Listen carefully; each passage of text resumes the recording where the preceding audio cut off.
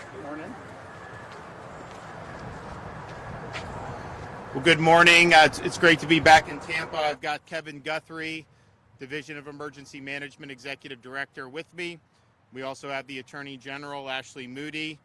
We're here at TECO Energy in Tampa.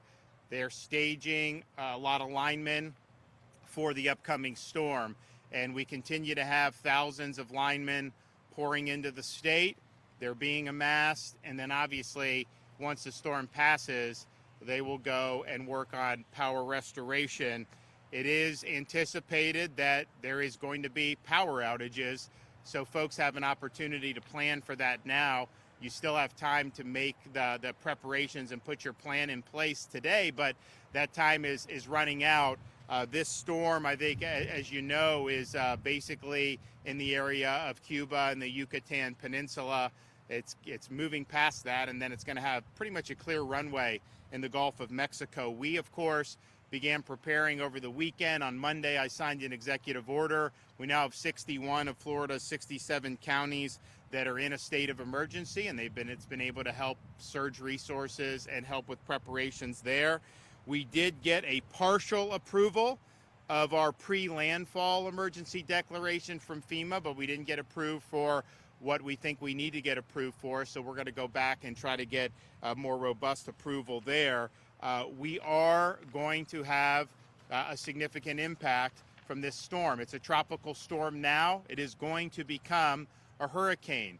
The models vary on how intense, but there's clearly a pathway for this to rapidly intensify prior to making landfall. You'll see these cones that get produced by the National Hurricane Center. You see these spaghetti models that get put out that I see online, and that's fine, and you should look at that, but just understand this is a very big storm. You're going to have impacts that are far outside of what a spaghetti model would have or what a cone would have. And so here in the Tampa Bay area, none of those spaghetti models or cones necessarily have the eye of the storm hitting Tampa Bay, but even if it's 100 or 200 miles off the coast, you are going to see impacts with storm surge. You're going to see impacts with flooding, and so just be prepared for that. There have been local communities, counties that have issued evacuation orders in a number of Florida counties. You still have time to be able to do that, and so I would heed those warnings. You can hide from the wind, and there will be significant wind on this storm, but you got to run from the water if you do have a major surge, and you stay behind in that, especially if you're in one of these low-lying areas. That is potentially hazardous. You do not have to evacuate so that you evacuate far enough to not have any impact of the storm. If you get to higher ground and get in a safe structure like the shelters that have been open, I know in Hillsborough County and in other parts of the state, that will be sufficient. Maybe you have friends that are in higher ground. Maybe you have a hotel that you want to go to. You don't have to drive hundreds of miles, but if you are told to evacuate and you're in those low-lying areas, just know that there is the potential to have some significant storm surge. The track currently has the eye of the storm making landfall in Florida sometime Thursday evening in northern Florida. Right now it's in that Wakulla, Franklin County area, would potentially proceed into the city of Tallahassee. Now, these things can wobble one way or another, but it is somewhat remarkable when I looked at this morning's runs.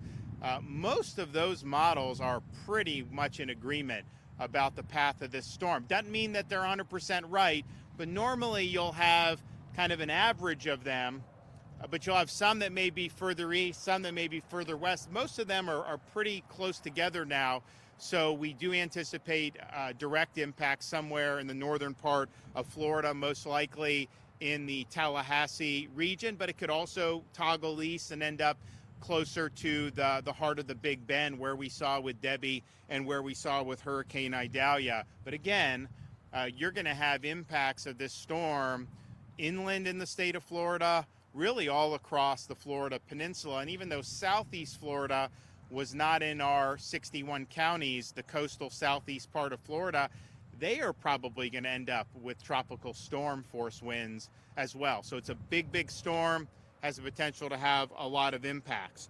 So again, you still have time to prepare. Make sure that you're executing your plan. Make sure you have the essentials that you need.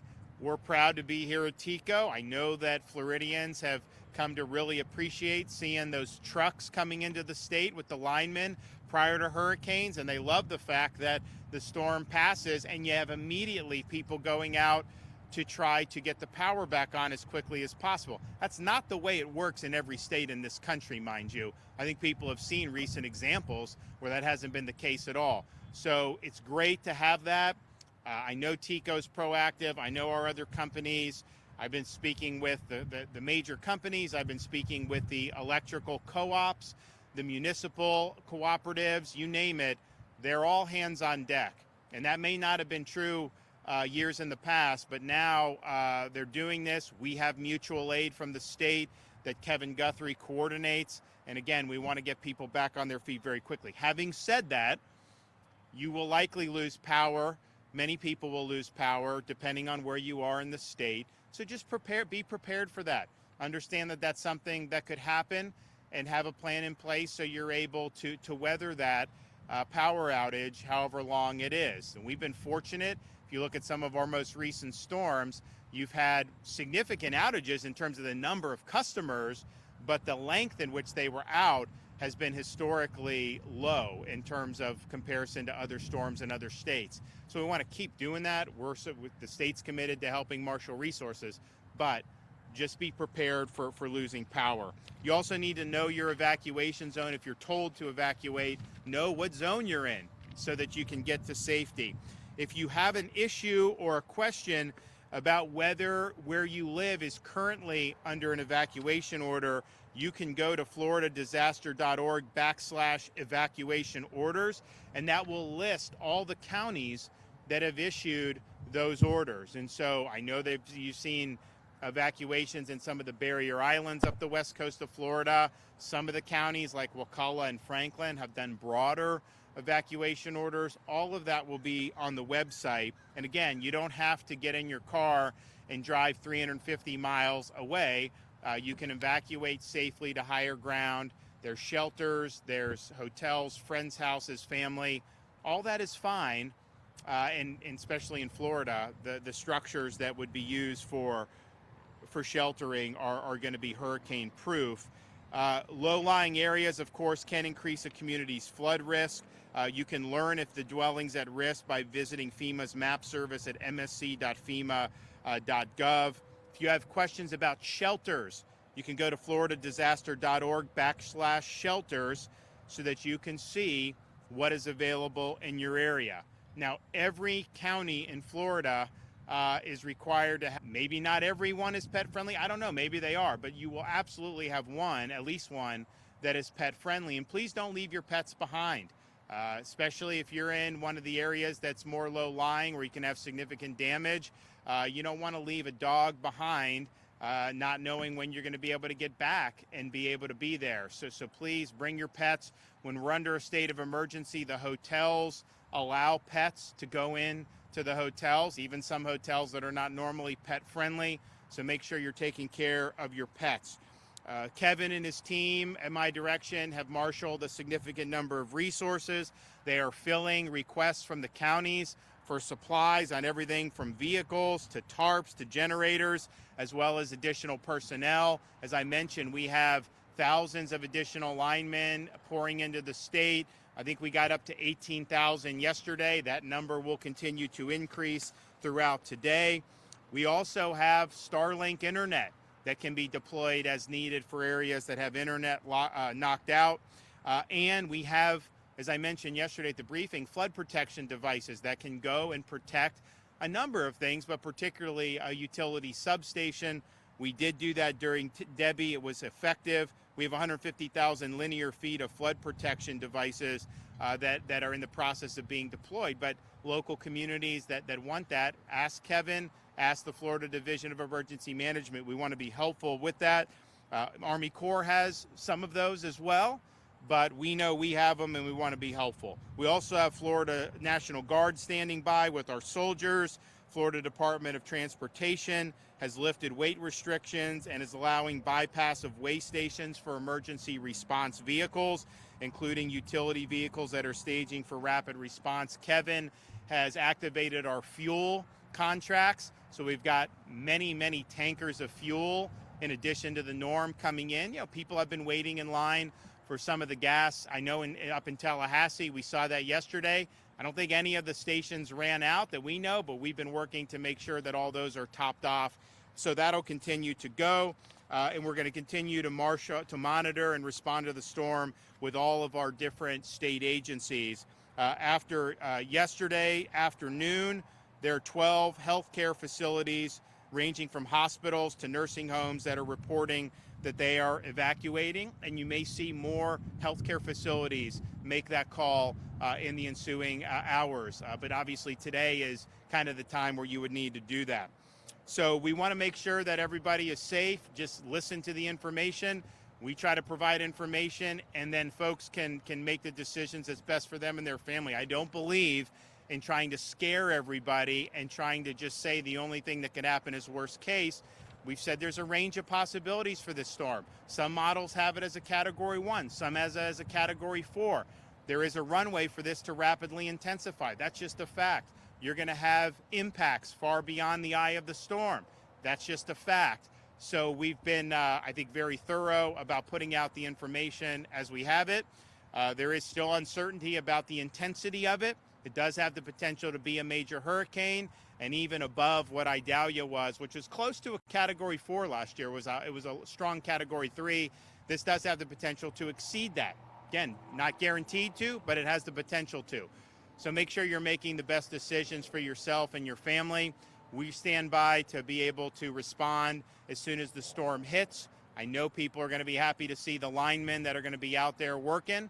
I want to thank all the linemen, first of all, our Florida linemen, for what you do. You get appreciated more during the hurricanes than in the normal kind of course of life. But the reality is so much of our lives now depend on having the lights on and having the power flowing freely. That gets interrupted sometimes on these hurricanes. And so we've got a lot of folks in Florida that do a great job for us. And we're going to have a lot of folks in from out of state who are going to be on target and who are going to be helping to restore power as soon as the storm ends. Of course, we've got the full phalanx of agencies and assets that are standing by for search and rescue should that be needed. I will say the last couple storms, the last 2 years, 23 and this year, we have not needed as many as we've had in the past. And I think part of that is some of the folks in vulnerable areas evacuated. So we'll see what's necessary. Hopefully there won't be a big need, but we have all the agencies and all the assets on standby, everything from high water vehicles to riverine assets to rotary wing aircraft. It's all there and will be deployed as needed. So I want to thank everybody for taking it seriously. I want to thank everybody who's been involved in the preparations for what will become Hurricane Helene. And I want to thank the folks here at TECO for hosting us here today. I always talk, I talk to, the CEO, Archie, and I say, man, we always talk when there's a storm. Like maybe sometimes just got to figure out and talk, like go to a high school football game or do something instead of always being about storms. But nevertheless, we're very proud that so many people across the private sector, across various areas of government, mobilize very quickly when these storms are on the horizon in the state of Florida. So thanks for everyone who's been involved. And with that, I'll turn it over to Kevin Guthrie. Thank you, Governor. Good morning, everyone. My name is Kevin Guthrie. I'm the Executive Director of the Florida Division of Emergency Management. Tropical Storm Helene, as the Governor has referred to, is expected to strengthen into a major hurricane before making landfall across Florida's Gulf Coast on Thursday. The state continues to work on more than 750 resource requests from counties, and many areas to the south are already beginning to feel the impacts from the storm. This morning, we saw some outer bands starting to hit the upper Keys, middle and lower Keys, as well as Collier, Miami-Dade, and Broward counties. We can expect conditions to continue to intensify throughout the day as the storm gets closer to landfall. Residents should continue to monitor weather alerts so you know what watches and warnings your community may be under. And remember that a tropical storm or hurricane warning means that you can expect these conditions in the next 36 hours. As of this press conference, all but 3 counties, Escambia, Okaloosa, and Santa Rosa. All but 3 counties in the state of Florida are under some type of tropical storm, flood, storm surge, or hurricane watch or warning at this point in time. So that is 64 out of 67 counties need to pay attention to their alerts starting today. Some may turn off these emergency alerts, but what I would ask you to do in your settings, go back and turn the government alerts on right now. You're going to need to listen and be ready to receive those alerts. I think the governor makes a very, very clear point, is that there's a wide range of possibilities. Each and every homeowner, each and every business owner, each and every private sector individual needs to make the decision that is best for their family on the conditions that we have right now. But those conditions may very well, in the wide range of possibilities, be a Cat 1 all the way to a Cat 4. But you need to be able to receive those alerts from the government so that you can make the decision best for your family. Maybe the breaking point is Cat 2, maybe the breaking point is Cat 3, but you got to be able to receive those alerts. So check your phones, go into the settings, make sure that you can receive government alerts from us. There's also a possibility of life-threatening rising water moving inland from the coastline in the next 36 hours along the entire Gulf Coast. I know as we continue to stress this, please do not focus on the forecast cone. The hazards from this large storm, over 250 miles from the center, will be far, far reaching. Again, we have a classic example of this morning. Miami-Dade, Broward, and the Upper Keys were not in any type of watch or warning until 5 a.m. this morning, when they started to experience some of those outer bands. The tropical storm force winds can be felt up to 250 miles from the center, as I just mentioned. Tornadoes are probable. High winds, life-threatening storm surge, and flooding cannot be ruled out. If you live in a coastal or low-lying community, visit floridadisaster.org/know, that's KNOW, to find out if you live in an evacuation zone so you can make informed decisions. I want to be very, very clear about this. Some people may be, for the first time, figuring out what their evacuation zone is. And there have been a lot of evacuations called for Category A, Evacuation Zone A. There are 2 different zones that relate to weather. There is FEMA flood zones, and yes, there is a FEMA flood zone A. And it has nothing to do with Evacuation Zone A. So when you go to that property appraiser's website, you go to our website, we link you to whatever that is. Make sure you look for evacuation zone in a letter. Do not look at the flood zone in a letter. Again, another example, there is an AE flood zone with FEMA. We may call for evacuations between A and E in this disaster. Make sure you focus on the evacuation zone. If you live in manufactured or a mobile home and are in the path of the storm impacts, it is not safe to stay in that. Many of our counties, if not all of them, have called for low-lying and manufactured housing evacuations already. If you're not sure if you're in that, again, as the governor has already mentioned, visit floridadisaster.org/evacuation orders to find out if you are under an evacuation order. If you're ordered to evacuate, please do so. The time to put your disaster plan into action is now. Make sure you're doing that. Make those final plans. Make sure you got stuff for the kids, pets, seniors in your household. Remember, you only need to travel tens of miles inland to get to a safer location. Shelters are going to start opening up as soon as Wednesday. If you're unsure about the next steps of what to do, please contact your local county emergency management office. Your yard should be debris-free now, especially in this Tampa Bay area. If you can pick it up, put it up. Make sure you secure it. You don't want that to impact somebody, your neighbor. Make sure you have fresh batteries in your supply kit. Make sure if you have them or access to them, hand crank weather radios to get those alerts. And then also be sure that you follow the agency on X and Instagram at FLSERT, that's at FLCERT, and Facebook at FDEM, as we continue sharing important information about this storm. Governor, as always, we are successful because you allow us to be successful and give us such a heads up on what we need to be doing. So thank you so much for your leadership and your partnership. Sure. And so I think Kevin mentioned it, I mentioned it, but again, you can see these forecast cones, and that's great. But even if that was 100% accurate, this is a really big storm. You're going to see impacts up to 250 miles outside the center of the storm. And the way the storms work, Gulf versus Atlantic, it's the eastern side of the storm that is usually the most severe. And so if you're coming up the Gulf Coast of Florida, you're going to have the entire Gulf Coast where that could be whipping up surge, a lot of winds, all this stuff. You notice he said Okaloosa, Walton, or Okaloosa, Santa Rosa, and Escambia aren't under any kind of watch. This could end up hitting Tallahassee. That's a lot closer to Tallahassee than some of the others on the eastern part of the state of Florida, like Northeast Florida. But it's because a lot of on the right side of the storm is just going to cause more problems. That's why, like when these Atlantic storms come, they brush our coast, and we can get some damage, but most of the damage is out there still in the Atlantic. So you're going to see the more violent side of the storm is going to whip up surge. It's going to produce high winds that are going to impact the Florida Peninsula from Tampa Bay all the way across to the Atlantic coast of Florida. So that'll happen. So please, you have time now to put your plan in place and to make the arrangements. The time's running out though, and you don't want to be in a situation where you're scurrying around tomorrow. I think you'll probably start seeing impacts probably in the morning, certainly with the wind.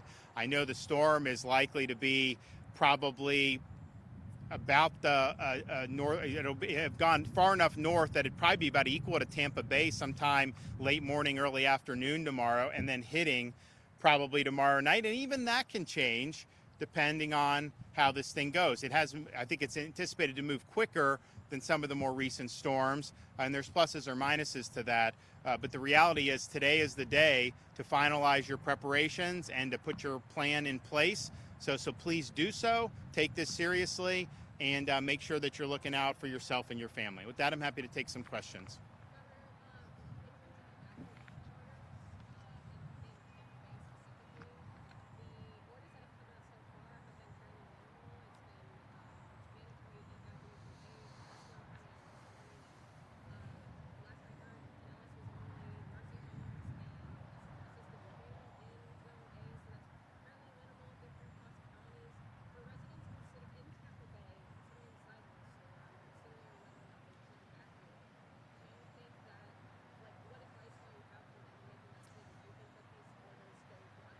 So here's the thing.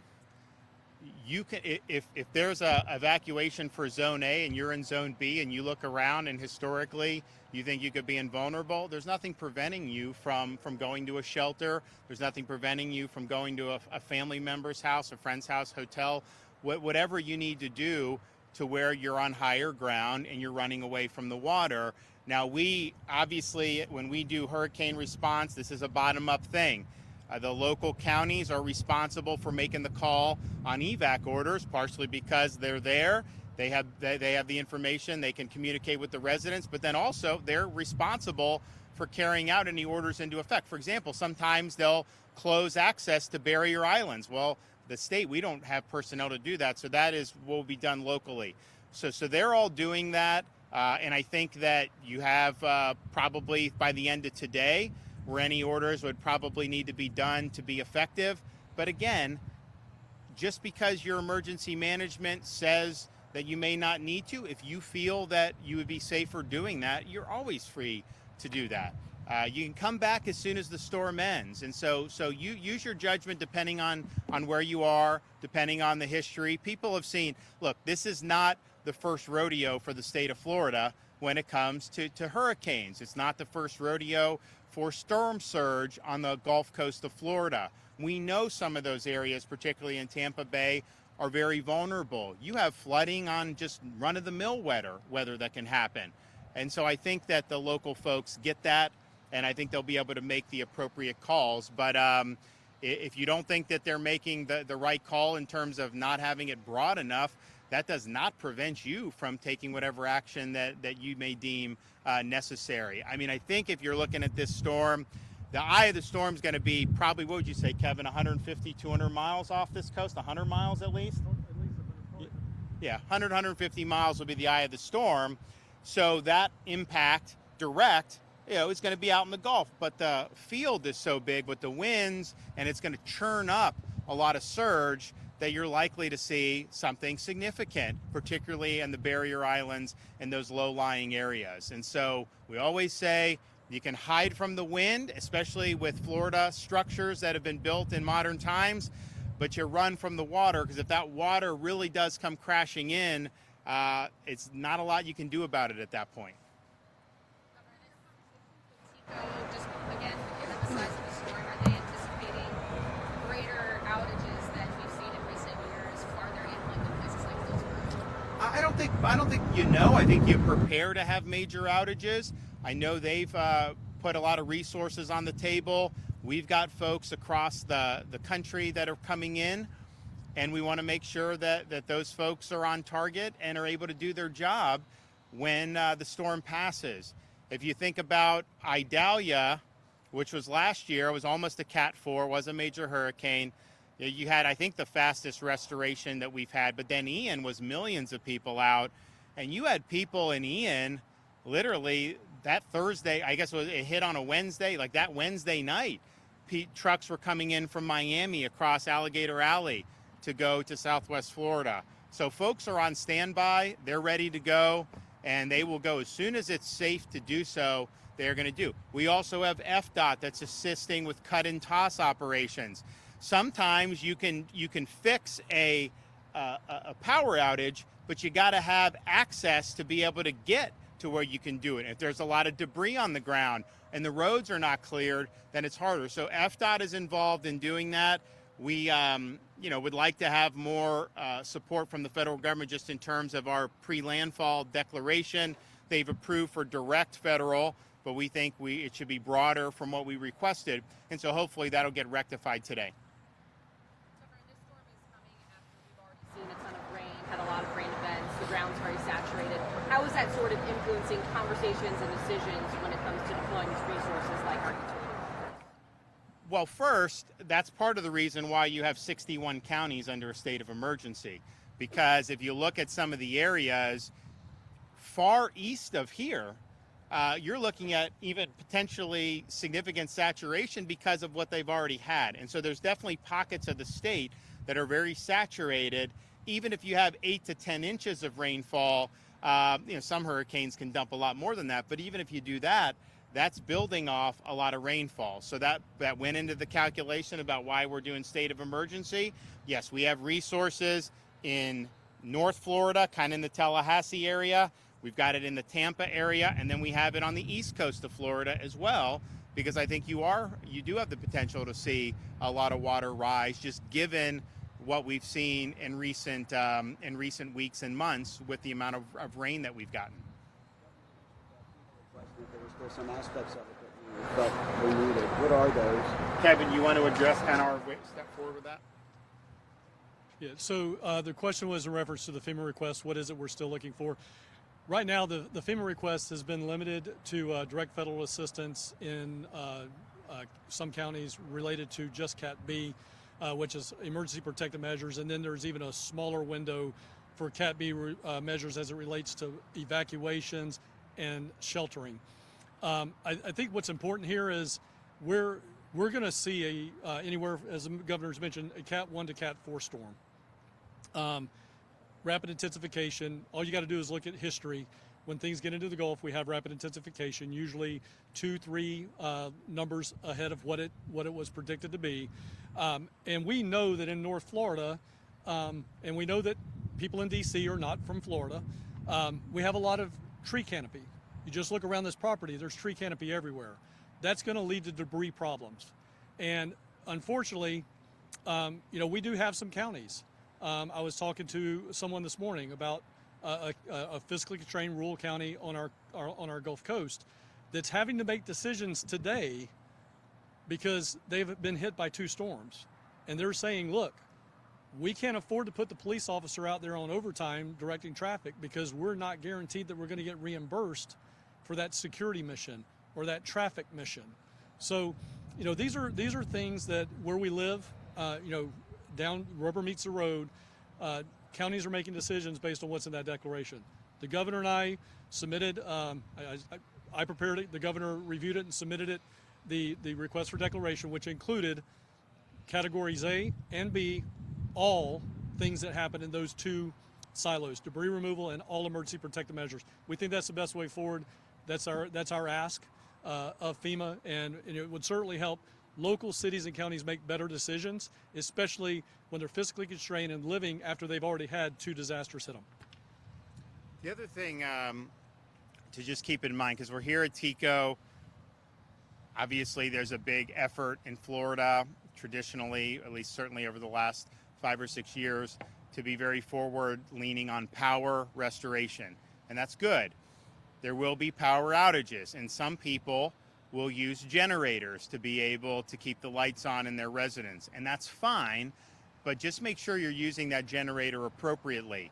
You do not run a generator inside your home or in an enclosed structure. It needs to be outside the home. It needs to be a safe distance from any doors and windows.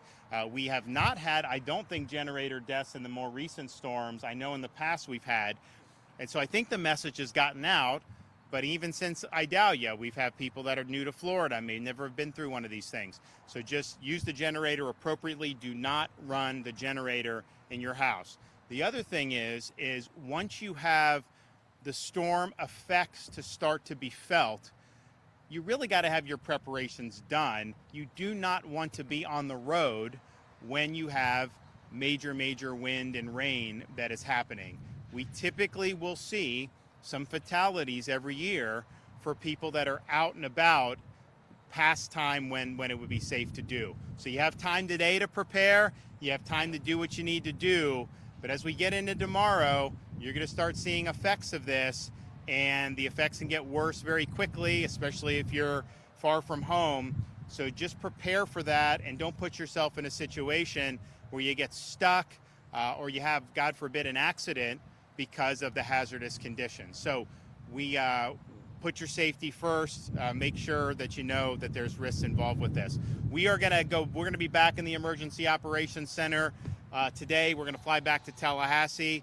Our plan is just be hunkered down there, even though the storm's expected to hit there, because it's a hurricane-proof facility and we have the ability to keep everything moving. So everything will go forward in the state of Florida. Kevin and his folks have been at level 1 now since Tuesday morning, and we'll continue all the way up through impact. And then as soon as the storm passes, make sure that we have the emergency response and power restoration where they need to be. Thanks, everybody.